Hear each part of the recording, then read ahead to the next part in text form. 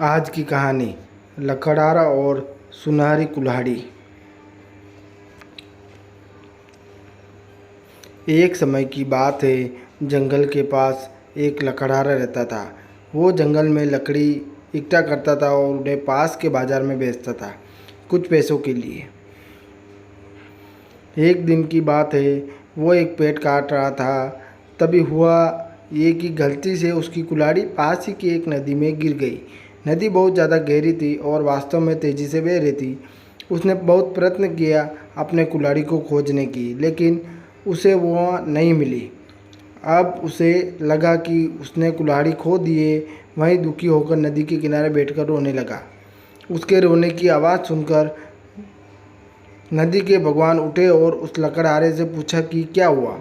लकड़हारे ने उन्हें अपनी दुखद कहानी बताई और नदी के भगवान को उस लकड़ा के ऊपर दया आई और वो उसकी मेहनत और सच्चाई देखकर उसकी मदद करने की पेशकश की।